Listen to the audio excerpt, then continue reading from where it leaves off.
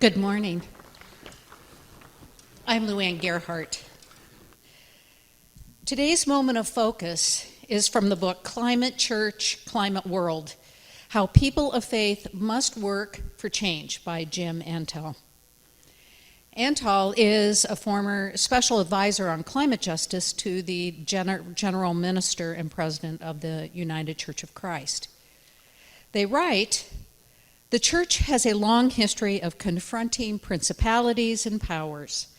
Living as we do in a world disordered by climate change, a world in which unimaginable profits are concentrated in the hands of a few individuals and corporations, and of the politicians in the hands of a few individuals and of the politicians who benefit from their campaign donations, a world in which creation itself is at stake. Surely it's time to redirect the vocation of the church to confront those powers and principalities." And now let us all welcome artist Noah Budin, who will be playing our first song of the morning.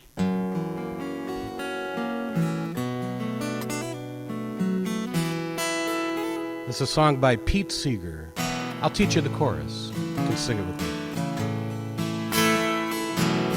One blue sky above us, one ocean lapping all our shores,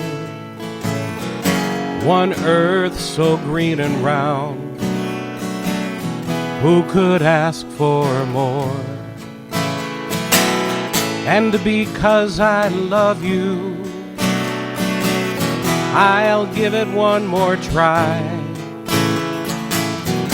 to show my rainbow race. It's too soon to die. Let's try that together. One blue sky above us, one blue sky above us, one ocean lapping all our shores, one ocean lapping all our shores, one earth so green and round, one earth so green and round. Who could ask for more? Who could ask for more? And because I love you, and because I love you, I'll give it one more try. I'll give it one more try to show my rainbow race.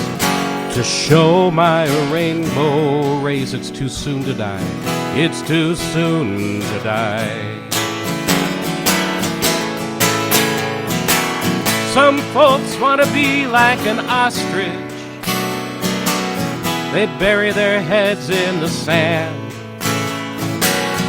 Some hope that plastic dreams can unclench all those greedy hands. Some hope to take the easy way. Poisons, bombs, they think we need 'em. Don't you know you can't kill all the unbelievers? There's no shortcut to freedom. One blue sky above us, one blue sky above us, one ocean lapping all our shores, one ocean lapping all our shores, one earth so green and round, one earth so green and round. Who could ask for more? Who could ask for more? And because I love you, and because I love you, I'll give it one more try. I'll give it one more try to show my rainbow race, to show my rainbow race. It's too soon. It's too soon to die. Now go tell all the little children, tell all the mothers and fathers too. Now's our last chance to learn to share what's been given to me and you. One blue sky above us, one ocean lapping all our shores, one earth so green and round. Who could ask for more? And because I love you, and because I love you, I'll give it one more try. I'll give it one more try to show my rainbow race, to show my rainbow race. It's too soon to die.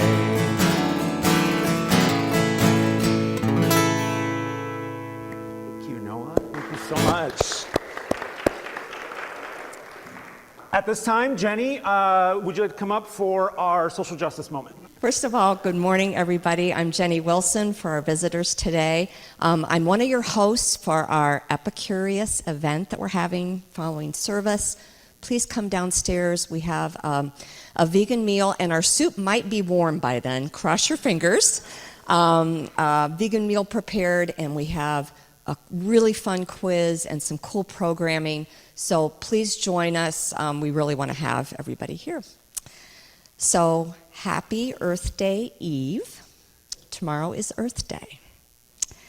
So Earth Day was established on April 22nd, 1970, to demonstrate support for environmental protection.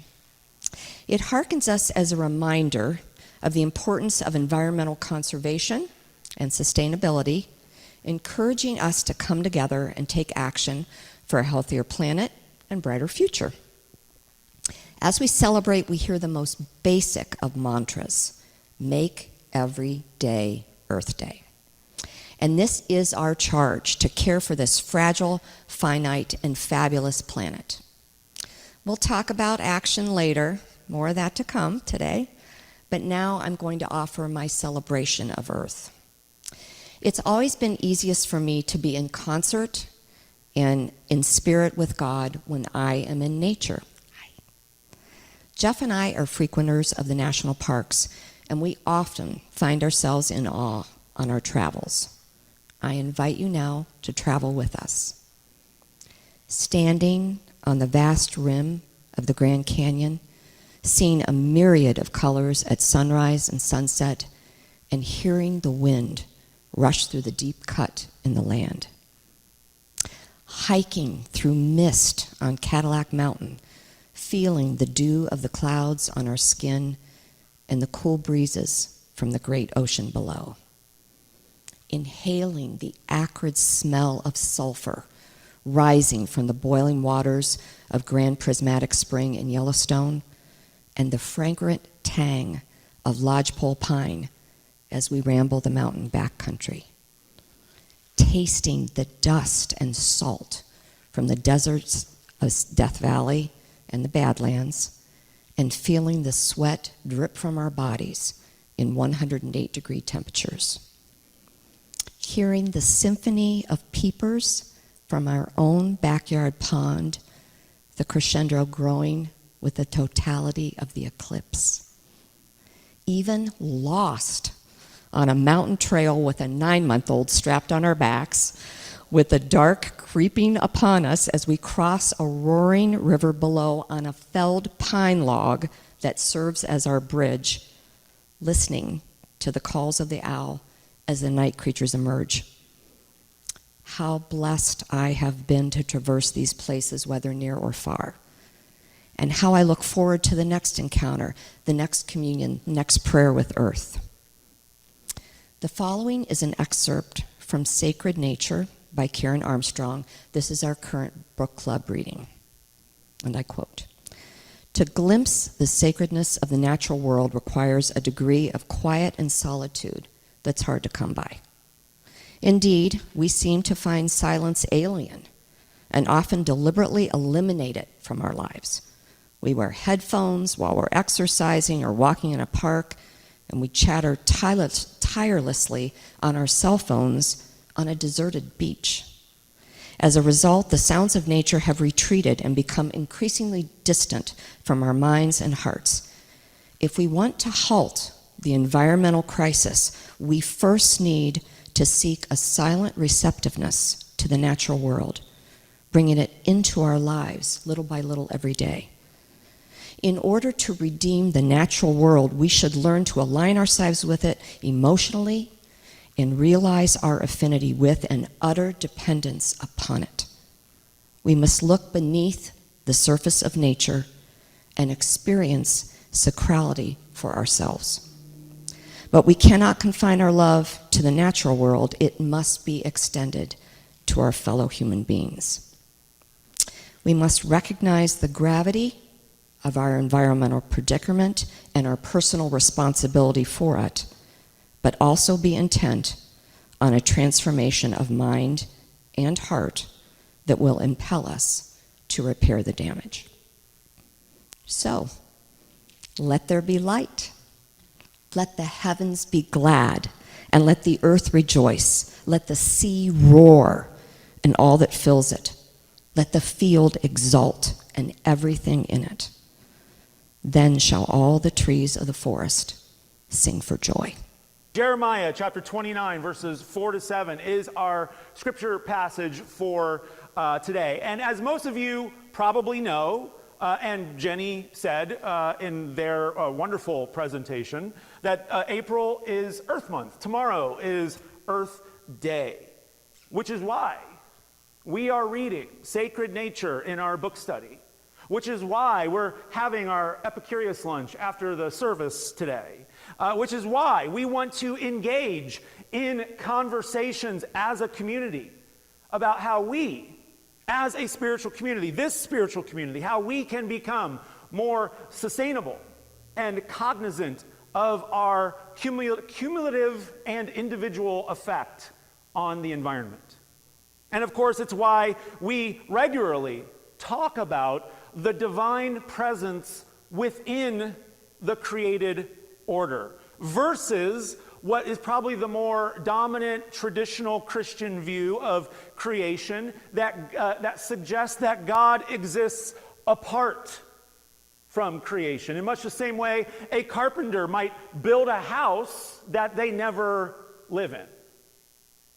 And that was a major theme in our book club discussion this past week. Karen Armstrong, the author of the book, she points out how most religions, most spiritualities, most mythologies throughout history saw the divine, saw God as an intrinsic presence within this world versus God being a distant God sitting on a throne, that God was part and parcel of creation. Whether Brahma, the Tao, the concepts of yin and yang, the divine and nature have always been linked together. God was all was God.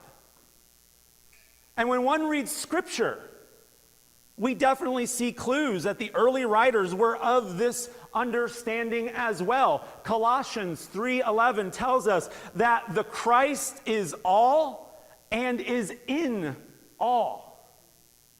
The book of Numbers reads, "You shall not defile the land in which you live, in which," and this is Yahweh speaking, "in which I also dwell, for the Lord dwells among you." But as Armstrong points out, in early modern Europe during the Age of Enlightenment, prominent Western theologians and philosophers started to see God as separate from the world. God was no longer the source of being or just being itself, but God was turned into just another being, something separate from us. Armstrong writes this, quote, "Nature was no longer a theophany, a revelation of the divine. Nature was now a commodity that must be exploited." And that's what I want to address today. We can go down a lot of rabbit holes for climate change, but this is what I want to address today, because the injustice of global climate change exacerbates all other forms of injustice, and thus that makes climate change the definitive intersectional justice issue of our time. In his book, Climate Church, Climate World, which part of it we use for the moment of focus, but Reverend Jim Antal writes, quote, "Many churches are beginning to recognize that climate change is not just one moral issue among others. They understand that climate change is already intensifying these other concerns. Food insecurity is heightened as desertification and extreme weather events increase. Access to potable water becomes harder as droughts cause wells to fail. An increase in violence and social unrest is now linked to climate change. Climate refugees already number in the millions." Now keep in mind, this book was written about 12 to 15 years ago. Our climate refugee crisis is much, much worse right now. But I will continue with what Jim wrote. As the Pentagon has often explained, climate change is a threat multiplier. These and many more injustices will increase at an exponential rate if we don't respond immediately and effectively to the climate crisis, unquote. And of course, implied here is that even though we all are experiencing the effects of climate change, those who experience the effects the most, the worst, and those who suffer the greatest as a result are those people who are already living at the bottom rung of our cultural class system. They're affected first. And when Antal points out climate refugees, he's drawing attention to those who live in coastal regions around the world who can't afford to elevate their villages or their towns and their islands. They can't elevate them above the rising sea levels, and so they have to then leave their home and relocate altogether. And this is not simply an issue in impoverished countries. We have seen countless examples here in the United States of climate change taking a toll on everyday people. In Texas, just 2 years ago, a massive ice storm took down the entire energy grid in Texas and killed 246 people.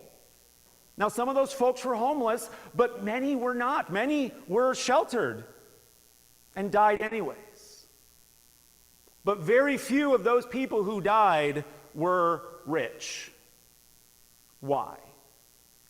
Well, just take a look at Senator Ted Cruz. When that storm hit, what did he do? He took off for Cancun, while his constituents literally froze to death.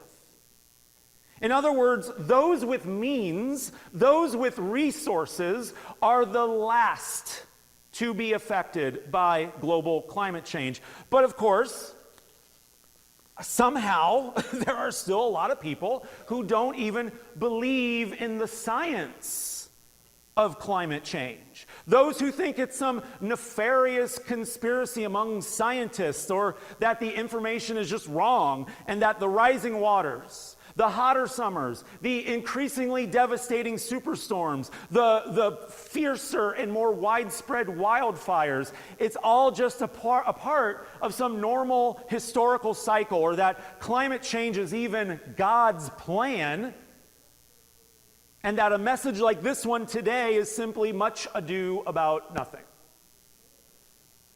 But here's the thing, at least for me. Even if global climate change were a giant hoax, that still doesn't change the fact that massive conglomerates are devastating the environment through fracking, through mountaintop removal, oil spills, deregulation leading to train crashes that release deadly chemicals into the air and water, agricultural waste runoffs that create massive 100-acre mile dead zones in the ocean where nothing can survive. Billions of people rely on the ocean for their livelihood, for their food. And all these dead zones are killing the fish. I read something where if we really wanted the ocean to heal itself, to be replenished with fish, to just get to a point where it wasn't so barren, we would have to stop fishing for 50 years, I think it was. It was like 50, 60 years. We would have to stop doing everything in the ocean where we were fishing and netting and all that, in order for the ocean to replenish itself. Like 50, 60 years. This is dangerous. And it's a pressing reality that people of faith can no longer remain silent about. We are being called, just like with other justice issues, we are being called to confront and address global climate change and the lack of urgency from our leaders, as much as we are called to stand for any other justice issue, as much as we are called to address our leaders on any justice issue. But how? That's the big question, right? It's a daunting prospect. How the heck do you address global climate change? How do you address carbon, the sky, weather? What can the actions of 30 or 40 people do in the face of something so widespread and so devastating? Especially when it's not even our fault. And I'm not saying that to take the blame off of our shoulders, but it's 30 to 40 corporations that are causing 85% of the pollution, of the climate change. What do we do? I mean, not using a straw seems pretty insignificant in the face of a massive oil spill, right? And I'm not saying that to get anyone to not do whatever it is you do to have a lesser impact on the world. Please don't take it that way. Those are important. But you and I cannot reverse global climate change. There has to be a worldwide and corporate effort to do that. It's not an all-encompassing answer. But I think our passage from Jeremiah today might be a good place to start. Now, the Israelites in this passage, due to their exile in Babylon for 50 years, they found themselves in a world of massive cultural change. Politically, environmentally, religiously.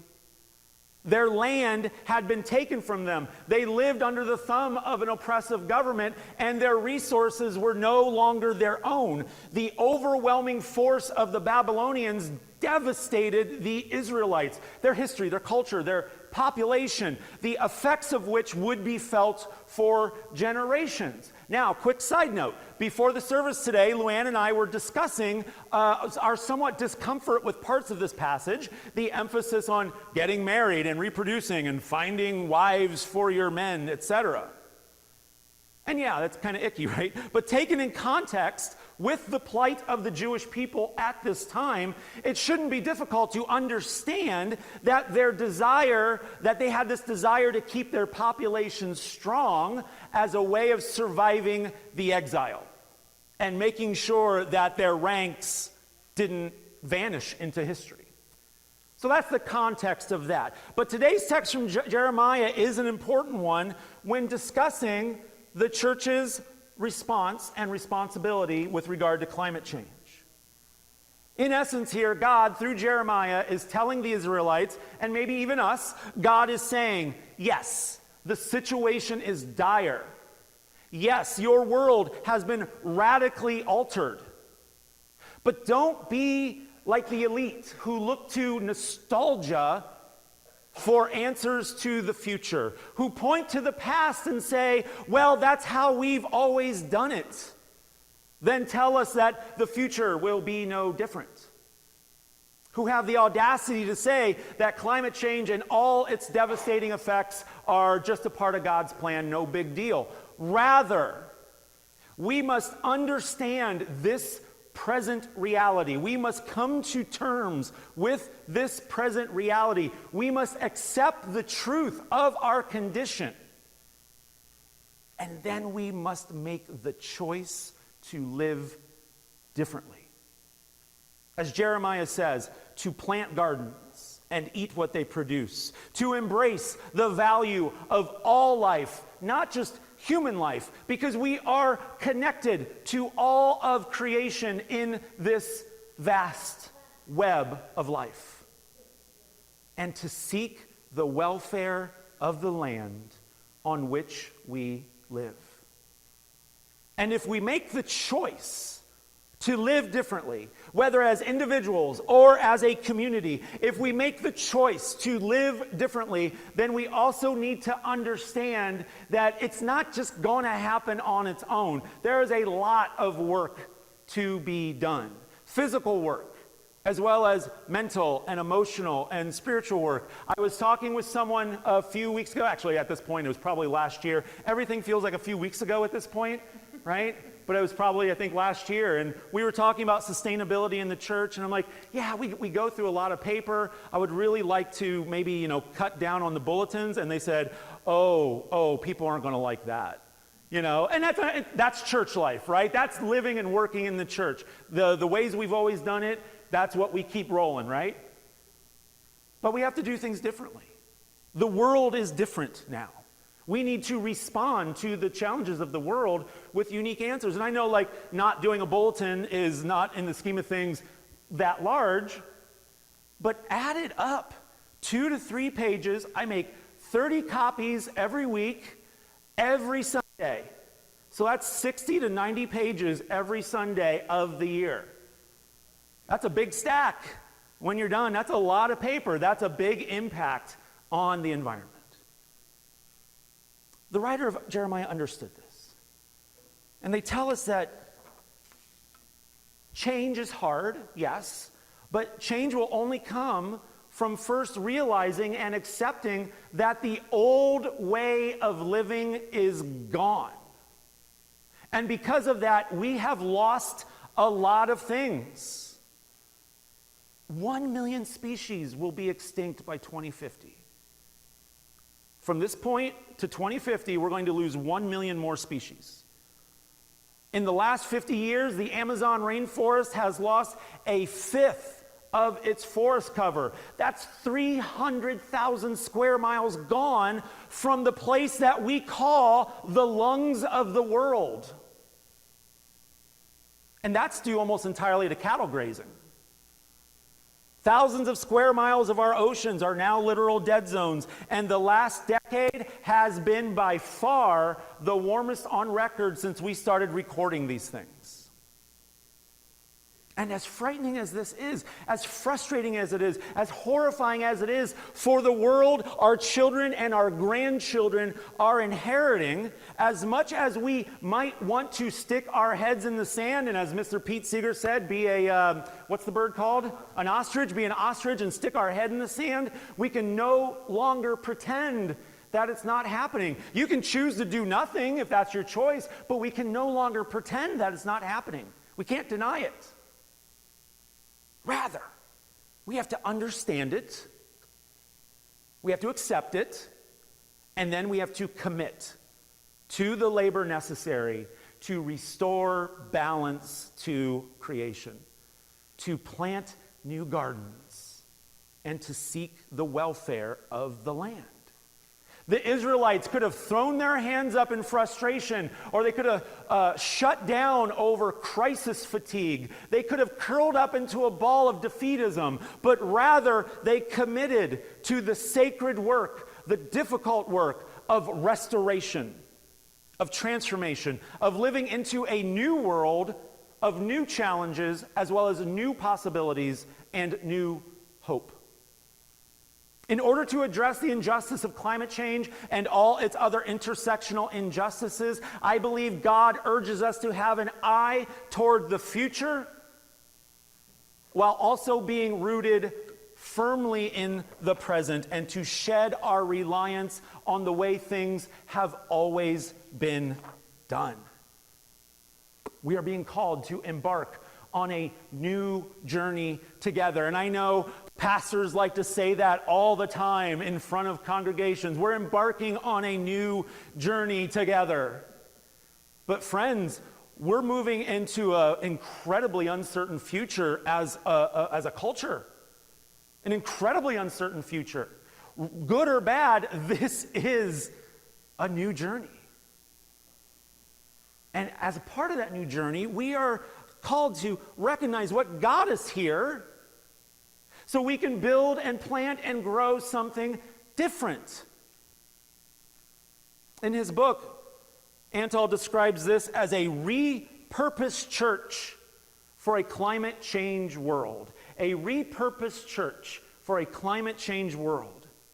A repurposed church that understands that climate change is amplifying all other injustices within society. A situation that guarantees that the people, like I said, who are least responsible for the problem will suffer the most with consequences. Our passage today from Jeremiah tells us that as a repurposed church, our cultures must shift. Our practices must shift. Our food processes and forms of labor and approaches to relationships must all shift. And a repurposed church will speak truth to power while embarking on the project of, here's the hard part, separating Christianity and the church from the systems of empire, American empire, that seek profits and constant growth above justice and compassion and care. This task is serious. And it sounds like I have some creepy music to accompany me, so it's really appropriate. I like it. But this task is serious. But it is one of incredible potential and possibility. Things are dire, absolutely, environmentally, and a lot of other ways too. But that raises so much potential for people to rise up and to take action and to transform the world where it is more inclusive and loving and green and caring and compassionate. I'm so excited for today's Epicurious lunch. I hope you'll all join us, because new things can be born among the willing. And my hope is that we make that so. Amen. I was several years ago driving to Pittsburgh for a gig. Anytime you drive in or around Pittsburgh, you're always near a river, right? There's a lot of rivers there. 3 of them, really. 3 big ones. And it was a little bit rainy, but the rivers were rushing, and it was beautiful. I think it was fall. It was beautiful. And on the radio at the same time, on NPR, there were stories about how rivers were rising over their banks and flooding out entire communities, were just disappearing. And that, as a songwriter, right, I think, wow, the beauty, the power of the river, the life-giving potential of the river and water, and also the way it can take away life. By the time I got to my gig, I'd written in my head this chorus and then finished the song later. It's called Rivers Rising.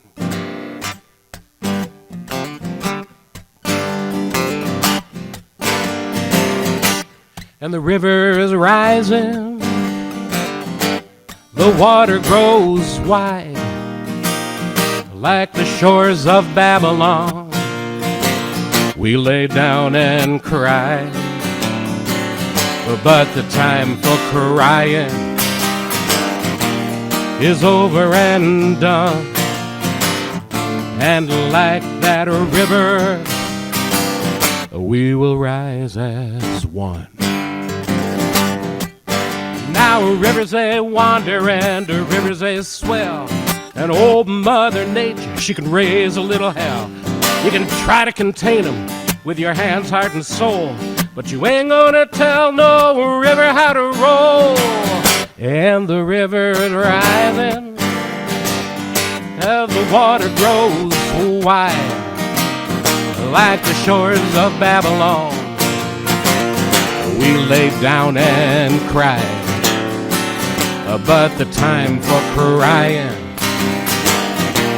is over and done. And like that river, we will rise as one.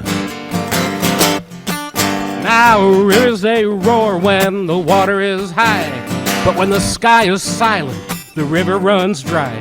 Just remember that canyons carved from wind and rain will rise up singing when the storm comes again. and the rivers are rising, and the water grows so wide, like the shores of Babylon. We laid down and cried, but the time for crying is over and done. And like that river, we will rise as one. Now the children of the desert watched the Nile overflow, and the floodwaters showed them that the crops would grow. Just like a force of nature, we will not be tamed. We will walk right through that water in freedom's name. And the river rising, and the water grows wide, like the shores of Babylon. We laid down and we cried, but the time for crying is over and done. And like that river, we will rise as one. We will rise as one. We will rise as one.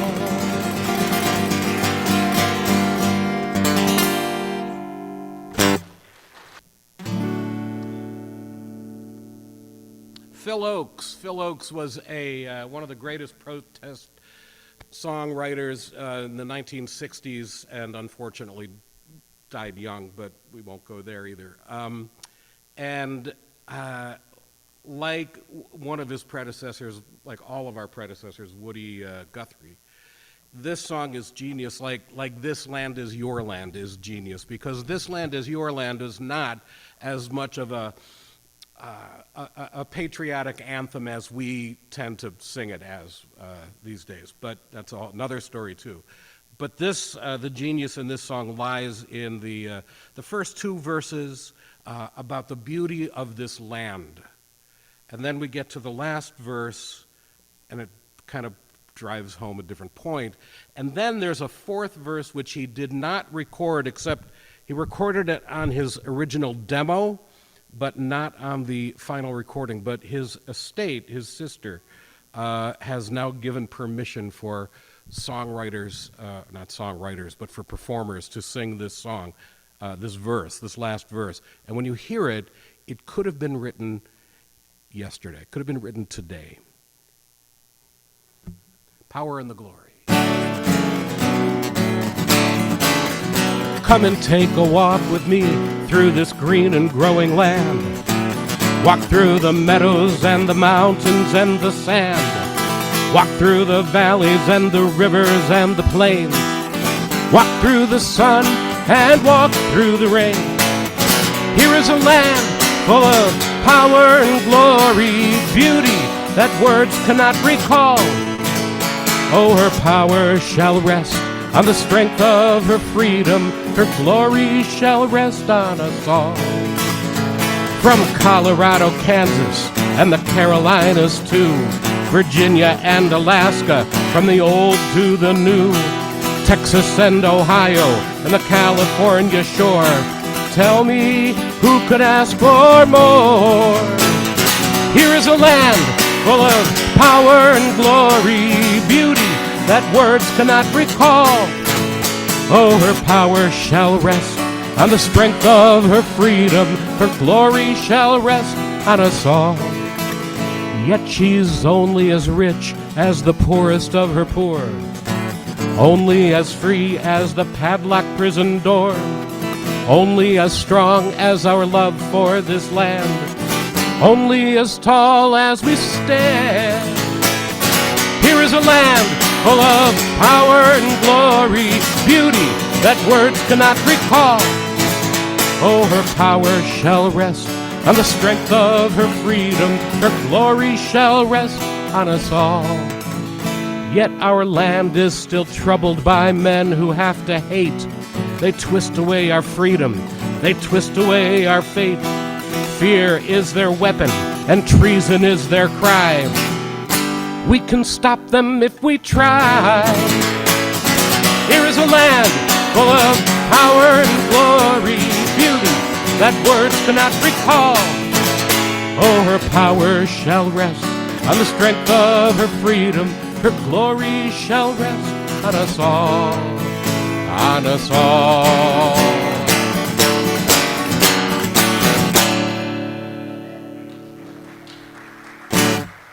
Today's benediction is a Hawaiian prayer for creation. Let us give thanks for the world around us. Thanks for all the creatures, stones, and plants. Let us learn their lessons and seek their truths so that their path might be ours and we might live in harmony, a better life. May the earth continue to live. May the heavens above continue to live. May the rains continue to dampen the land. May the wet forests continue to grow. Then all flowers shall bloom, and we, people, shall live again. May it be so. May we make it so. Amen.